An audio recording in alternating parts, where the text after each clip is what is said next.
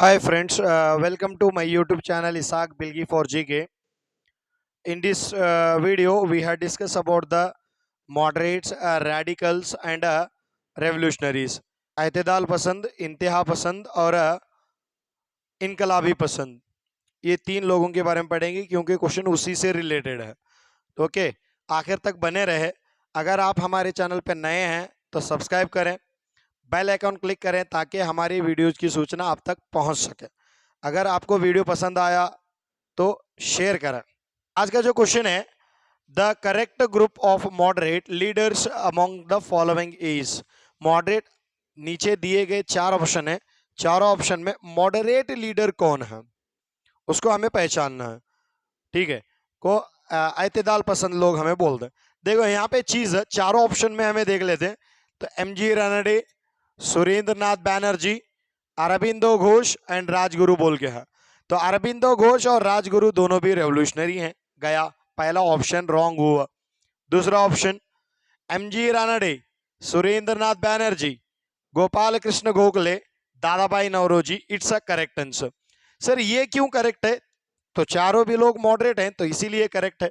Next उसके बाद में यहाँ पे देखो अरविंदो घोष, राजगुरु, फिर पहले वाले ऑप्शन में सेम दिख रहा है, तो ये भी ऑप्शन रॉन्ग हो गया। ऑप्शन निकालने का तरीका बता रहे।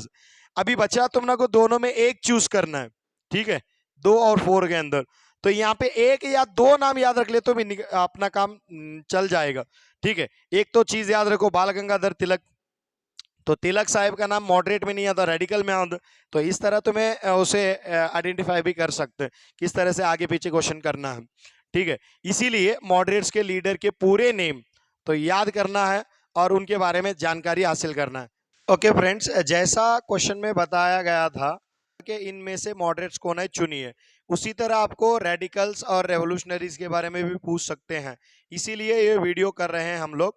तो मॉडरेट्स जिसको हमें एतदाल पसंद कहते हैं, रेडिकल्स जिसको हम इंतहा पसंद कहते हैं, और रेवोल्यूशनरीज जिनको हमें इनकलाब पसंद कहते हैं। तो ये तीन नेम उर्दू के अंदर। तो ये तीनों अलग अलग स्टेज नहीं है, मॉडरेट्स और रेडिकल स्टेजेस हैं, रेवोल्यूशनरी का कोई स्टेज नहीं है। वो पूरे पहले से पकड़ के आखिर आज़ादी मिले तक भी वो लड़ने वाला वो एक अलग दौर ही है। ठीक है, तो यहाँ पे एक पॉइंट है, हम किसके स्टेजेस हैं सर, ये किसके मरहले हैं कहने का पहला पॉइंट दिमाग में याद रखो। 1885 के अंदर इंडियन नेशनल कांग्रेस बोल के एक इंस्टीट्यूशन स्टार्ट होती है इंडिया की आज़ादी के लिए। इस इंडिया की आज़ादी के लिए स्टार्ट होने वाले इंडियन नेशनल कांग्रेस के अंदर तीन तरह के लोग रूल करके चले जाते हैं, तीन तरह के लोग इसको मैनेज करके चले जाते हैं, इसीलिए उनको मरहलों में बांटा जाता। तो एक है मॉडरेट जिसको हमें एतदाल पसंद बोलते हैं, दूसरा है रेडिकल्स, और तीसरा है एरा ऑफ गांधी, गांधी का दौर कहा जाता है। तो ये वाले जो कॉन्सेप्ट है हमने को पहले दिमाग में याद रखना। अब चलो मॉडरेट्स क्यों कहते थे उनको, वो एक पीरियड था। तो इंडियन नेशनल कांग्रेस का वो पीरियड जो 1885 से लेके 1905 तक था, उसको हमें क्या बोलते हैं, एरा ऑफ मॉडरेट्स करके पुकारते हैं। इन एतदाल पसंदों का दौर कहा जाता है। क्यों सर, उसी दौर में ऐसा क्या हुआ इंडियन नेशनल कांग्रेस के अंदर बोलेगा तो ये लोग हमेशा ब्रिटिश के कानून के ऊपर भरोसा रखते थे और उनके हाथ से ही काम करने लगाते थे, उनको अपील करते थे, उनको रिक्वेस्ट करके काम कराने लगाते थे। और इनका अगर प्रोटेस्ट करने का भी मन था तो इन्हों क्या करते थे, पीसफुल प्रोटेस्ट करते थे, मारा मारी वैसी चीजें कुछ नहीं होती थी, तो इन्हों पीसफुल प्रोटेस्ट करते थे। और इन्हों क्या है, जो ब्रिटिश ने लाया था, क्रिटिक्स, जो ब्रिटिश ने इकोनॉमिक्स की पॉलिसी लाया था, उस इकोनॉमिक पॉलिसी को टोकने का, उस इकोनॉमिक पॉलिसी को क्रिटिसाइज करना क्या है इनका काम था। ऐसा किया क्या इन्होंने, किया है, बताता हूं, पहले इनकी चीज तो समझो। और इंडियन के अंदर जो डिफेंस ऑफ सिविल राइट्स हैं, हमारे जो सिविल राइट्स हैं उसको डिफेंस करने की कोशिश करते थे। अगर ब्रिटिश कोई अच्छा काम करती, कोई अच्छे रिफॉर्म्स लाती, तो वो पूरे रिफॉर्म्स को पूरे इंडिया भर बताने की भी कोशिश करते थे। मतलब अच्छा भी करते थे और सभी समझाते थे, गलत भी कौन सा है गलत बताते थे, और कौन सा सही है वो सही भी बता देते थे। ऐसा इनका एक सॉफ्ट कॉर्नर इनका था, जो इन्हों क्या करते थे, सॉफ्ट तरीके से, नरम तरीके से काम करा देते, ब्रिटिशर्स को अपील करके, ब्रिटिशर्स को समझा कर अपना काम कर देते। ठीक है, इसीलिए इनको क्या बोलते हैं, लिबरल नेशनलिस्ट बोलते हैं, इनके दौर को लिबरल नेशनलिस्ट दौर भी कहा जाता है। ठीक है, उसके बाद में यही इनका नरमनेस देख के, यही इनका जो सॉफ्ट कॉर्नर है, यही सॉफ्टनेस देख के जो रेडिकल्स हैं, एक्सट्रीमिस्ट हैं, जिसको हमें इंतहा पसंद लोग बोलते हैं, वो रेडिकल्स इनको क्या पुकारते हैं? दे आर पॉलिटिकल बेगर्स, सियासी भिखारी कर पुकार दो। किनको? मॉडरेट्स को, एतदाल पसंदों को इंतहा पसंद लोग पुकार दो। क्यों? इनका सॉफ्ट कॉर्नर देख के। तो वो लोग सॉफ्ट कॉर्नर वाले नहीं थे, तो उनके बारे में पढ़ते जब बता दो। ठीक है सर, इन्हों तो इतना काम करने की कोशिश कर रहे थे। तो इनके जो मेन लीडर थे उनका नाम था गोपाल कृष्ण गोखले। जो गोपाल कृष्ण गोखले थे, तो उन्होंने मॉडरेट या तो आयतेदाल पसंदों के लीडर थे। तो उन्होंने क्या किया? उन्होंने एक सोसाइटी बनाई जिसका नाम था सर्वेंट्स ऑफ इंडिया, और इनको एक टाइटल भी था the black diamond of the Maharashtra. Maharashtra का ब्लैक डायमंड भी इनको कहा जाता है। गोपाल कृष्ण गोखले जो हैं वो यहाँ पे ऐतेदाल पसंदों में अहम किरदार निभा। उसके बाद में सबसे इंपॉर्टेंट इंसान है दादा भाई नौरोजी। तो दादा भाई नौरोजी ऐसा क्या काम किए इंडियन नेशनल मूवमेंट के अंदर? तो ये एक पॉइंट दिमाग में याद रखो, इन्होंने एक न्यूज़पेपर लगाती हैं द वॉइस ऑफ इंडिया बोल के, और एक इंस्टीट्यूशन ओपन करती हैं ईस्ट इंडियन एसोसिएशन। कौन सा? East Indian association institution, and एक न्यूज़पेपर, एक अखबार द वॉइस ऑफ इंडिया बोल के। इस तरह से। इतना ही नहीं, अभी बहुत इंपॉर्टेंट पॉइंट है। मैंने कहा था कि इन्होंने इनके इकोनॉमिक्स के जो पॉलिसी थे उसको क्रिटिसाइज किया। कैसा क्रिटिसाइज किया? एक थ्योरी देती है ड्रेन ऑफ वेल्थ। हिंदुस्तान का जो पैसा है वो इंग्लैंड किस तरह से चलेगा, हिंदुस्तान के जो अशिया है वो इंग्लैंड को किस तरह से बहकर चलेगा। ड्रेन थ्योरी, ड्रेन का मीनिंग बहकर चला जाना, किस तरह से बहकर चला गया, इसको अपनी बुक में इन्होंने एक्सप्लेन किया। बुक का नाम था poverty and un British rule in India. Poverty un British rule in India, poverty and un British rule in India कहने की ये जो बुक है, इसके अंदर क्या है, उन्होंने ये चीज बताई है। तो ये दादा भाई नौरोजी का सबसे इंपॉर्टेंट काम है। इसीलिए दादा भाई नौरोजी को एक टाइटल भी है। टाइटल कौन सा है? The grand old man of India. The grand old man of India इनको नाम से पुकारते हैं। दादा भाई नौरोजी हुआ, उसके बाद में फिरोज शाह मेहता, इन्हों भी एक लीडर, ठीक है, इन्हों भी एक मॉडरेट है, मॉडरेट ऐतेदाल पसंद है। सुरेंद्र नाथ बैनर्जी, इन्होंने आईसीएस एग्जाम पास किया था। डब्ल्यूसी बैनर्जी का सबसे इंपॉर्टेंट काम क्या बोलेगे तो इंडियन नेशनल कांग्रेस के पहले सदर, इंडियन नेशनल कांग्रेस के पहले प्रेसिडेंट थे। ठीक है, उसके बाद में एमजी रानडे, इन्होंने तो आत्माराम पांडुरंग के साथ मिला के प्रार्थना समाज को स्टार्ट किया था। तो मतलब वो अच्छे काम भी कर रहे थे और इंडियन नेशनल कांग्रेस के अंदर पहले फेज से रिलेटेड भी थे। उसके बाद में आती है एओ ह्यूम, जो फाउंडर थे इंडियन नेशनल कांग्रेस के। मदन मोहन मालवीय, ठीक है, जो बनारस हिंदू विश्वविद्यालय को बनाया जाता है अनी बेसेंट के साथ मिलके। तो ये सारी चीजें क्या है, हमें मॉडरेट्स की तरफ देखते। अभी आओ रेडिकल्स की तरफ। रेडिकल में ऐसा क्या कॉन्सेप्ट है? इनका टोटली अपोजिट है। देखो, रेडिकल जो टोटल फेस, इसको क्या बोलते हैं? सेकंड फेस बोलते हैं हमें। कहां से कहां तक? 1906 या तो 1905 भी पकड़ो, तो 1906 10th की बुक में दिया गया। 1906 टू 1919 तक जो फेस है, उस फेस को हमें क्या बोलते हैं? रेडिकल्स बोलते हैं। ओके, रेडिकल्स या एक्सट्रीमिस्ट दोनों नाम सेम है, तो हम इसे उर्दू में इंतहा पसंद लोग बोलते हैं। ठीक है, तो उसके बाद में इनका सबसे मेन कॉन्सेप्ट क्या था? पूर्ण स्वराज। ये तो स्वराज चाहिए, पूर्ण स्वराज ने, स्वराज की मांग होती है यहाँ पे, पूर्ण स्वराज ने स्वराज की मांग होते। तो ये लोग स्वराज की मांग करते हैं। स्वराज बोले तो क्या? आजादी चाहिए हमको, हमको तुम्हारा जो दे रहे हैं ये हमको नहीं चाहिए, हमको भीख नहीं चाहिए।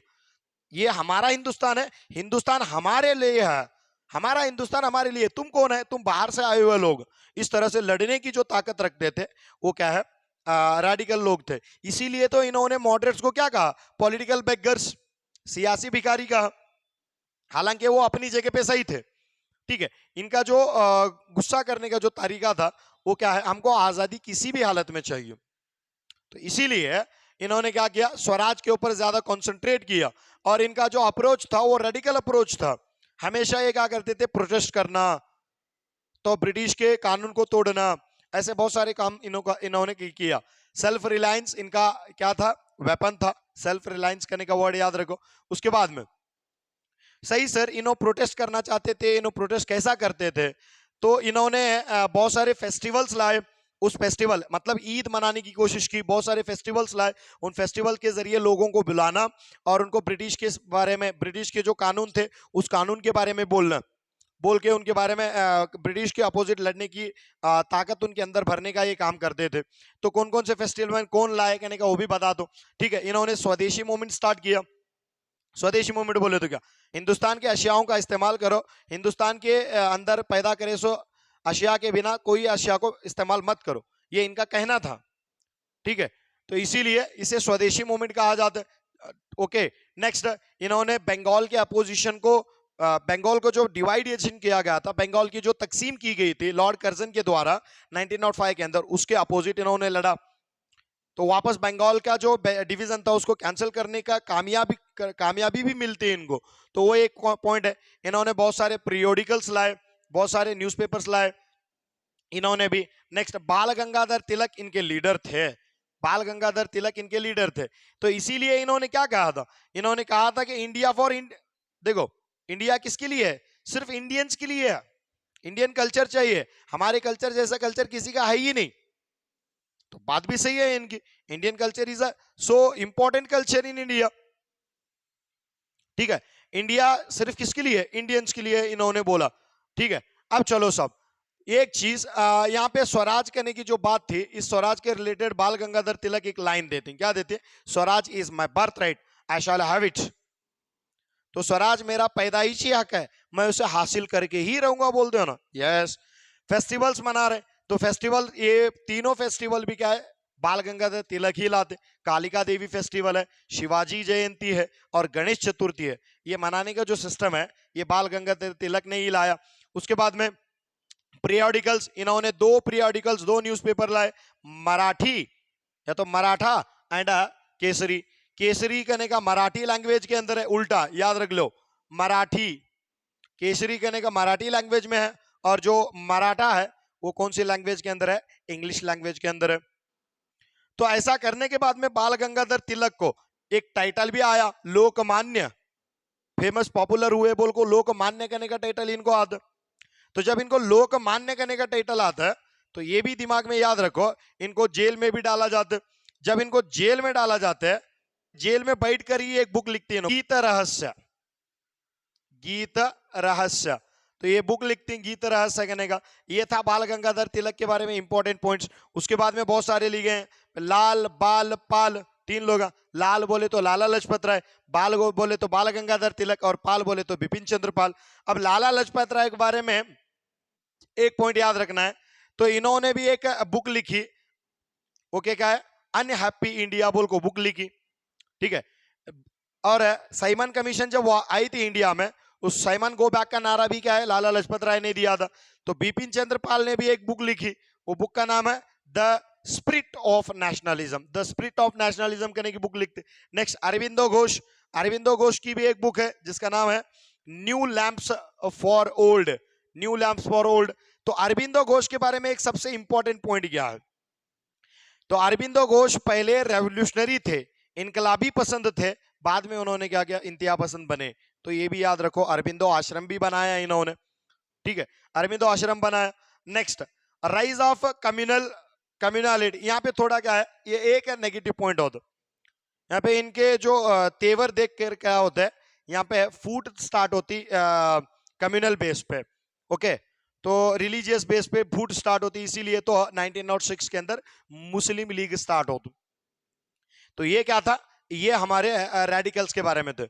अब देखेंगे रेवोल्यूशनरीज, एक पॉइंट और याद दिला दो, क्या कर बोलेंगे तो 1885 में जो इंडियन नेशनल कांग्रेस स्टार्ट हुई थी, उसमें रेवोल्यूशनरी का कोई स्टेज नहीं है, रेवोल्यूशनरी पहले से भी थे और आजादी तक भी रहे थे।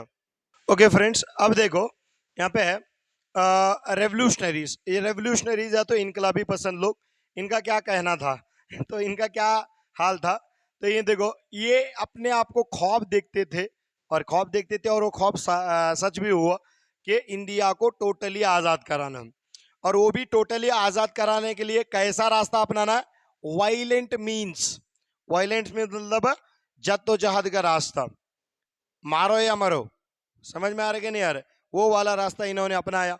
उसके लिए इन्होंने बॉम्ब्स तैयार किए, उसके लिए इन्होंने फायर आर्म्स तैयार किए, बंदूकों का इस्तेमाल किया, बॉम्ब्स का इस्तेमाल किया, बहुत सारे अलग अलग चीज़ों का इस्तेमाल किया। उतना ही नहीं, ब्रिटिश के ट्रेजरी को लूटा। बहुत सारे रेवोल्यूशनरीज हमारे चलती हुई ट्रेन, काकोरी ट्रेन को लूटा। ऐसे हमारे पास रेवोल्यूशनरीज थे, ठीक है। उसके अंदर राम प्रसाद बिस्मिल, अशफाकुल्ला खान, काकोरी ट्रेन लूटिंग कर को हमें इससे याद रखते हैं, ट्रेजरी लूट दें। तो ऐसा बहुत सारी चीजें क्या है इंडियन रेवोल्यूशनरीज करते हैं। तो ऐसा है। नेक्स्ट, इंडिया ऐसे लोगों को ट्रेन करने के लिए, हमारे हिंदुस्तान में रेवोल्यूशनरी लोगों को पैदा करने के लिए बहुत सारे ऑर्गेनाइजेशंस इंडिया में भी एस्टैब्लिश हुए, बाहर में भी एस्टैब्लिश हुए, जिसे हमें तंजीमें कर को पुकार दे। तो पहला अनुशीलना समिति और अभिनव भारत, ये दो ऑर्गेनाइजेशंस हैं जो रेवोल्यूशनरी को ट्रेनिंग देने का काम करते हैं, जहाँ पे इनको तरबियत दिया जाता। तो वो अनुशीलना समिति एंड अभिनव भारत, ये दोनों भी क्या है इंडिया में नजर आते, हिंदुस्तान में है। और डैगर एंड लोटस, डैगर और लोटस कहने के जो इंस्टीट्यूशंस हैं ये इंग्लैंड के अंदर नजर आते। उसके बाद में गद्दार, ओके, गद्दार जो ऑर्गेनाइजेशन है ये क्या है सैन फ्रांसिस्को के अंदर क्या है इसको एस्टैब्लिश किया जाता, ठीक है। उसके बाद में देखो नेक्स्ट, यहाँ पे प्रोमिनेंट रेवोल्यूशनरीज कौन है। प्रोमिनेंट रेवोल्यूशनरीज में वीडी सावरकर है, अरबिंदो घोष, ये नाम याद रखो।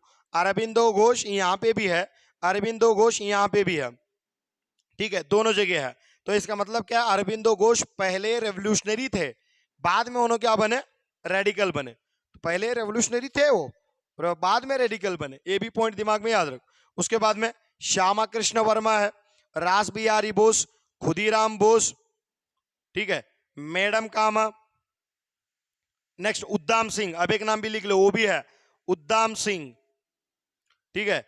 ये वही उद्दाम सिंह है जो जलियांवाला बाग के बाद में जनरल डायर को इंग्लैंड में जाके मार गया, ठीक है। उद्दाम सिंह है, खुदीराम बोस है, रास बिहारी बोस है, श्यामा कृष्ण वर्मा है। नेक्स्ट मैडम कामा, आजाद, चंद्रशेखर आजाद, पूरा नाम इनका चंद्रशेखर आजाद। नेक्स्ट राजगुरु, पूरे दोस्त थे राजगुरु, भगत सिंह, ठीक है, राम प्रसाद बिस्मिल, और क्या है अशफाकुल्ला खान, राम प्रसाद बिस्मिल, अशफाकुल्ला खान, इतने। नेक्स्ट उसके बाद में इतना ही नहीं, चापेकर ब्रदर्स बोल के आते। नेक्स्ट मदन लाल धिंगरा, बहुत सारे ऐसे रेवोल्यूशनरीज हैं जिनके नाम हमें क्या गिना सकते हैं, ठीक है। ये रेवोल्यूशनरीज का एक ही मतलब था, क्या था, बॉम्ब का इस्तेमाल करो, लूटो मारो, कुछ भी करो, लेकिन हिंदुस्तान को आजादी चाहिए। हिंदुस्तान की आजादी नहीं तो बेकार है, ठीक है, हमको किसी भी हालत में आजादी चाहिए। और उसका नतीजा भी क्या है हिंदुस्तान के अंदर नजर आया। हाँ, लेकिन ब्रिटिशर्स इनको रोकने के लिए, इनको सप्रेस करने के लिए बहुत सारे हथकंडे अपनाए।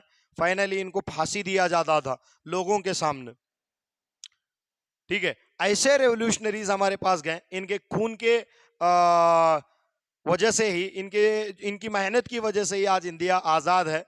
इस आज़ाद हिंदुस्तान में हम सांस ले पा रहे हैं। तो रेवोल्यूशनरीज का भी काम है, मॉडरेट्स का भी काम है, रेडिकल्स का, सबकी खिदमत नजर आती है। हम इन सब के खिदमतों के अंदर क्या है, हमारे देश आज़ाद हुआ। फिर गांधी का थोड़ा एफर्ट लगा, तो डॉक्टर बाबा साहेब अम्बेडकर का अपना एक कंट्रीब्यूशन है। तो बहुत सारे लोग मिला के हमारे देश को आज़ाद किए। तो इस तरह से आपको मॉडरेट्स की लिस्ट पूछ सकते, रेडिकल्स की लिस्ट पूछ सकते, और रेवोल्यूशनरीज की लिस्ट पूछ सकते, कौन कौन रेवोल्यूशनरी थे, कौन कौन मॉडरेट थे, कौन कौन रेडिकल्स थे, ठीक है। तो इसी तरह हम प्रिपेयर करते रहेंगे। उम्मीद है कि हमारा जो वीडियो है आपको पसंद आया होगा। पसंद आया तो एक लाइक करें। फिर मिलेंगे अगली वीडियो में, तब तक के लिए अल्लाह हाफिज।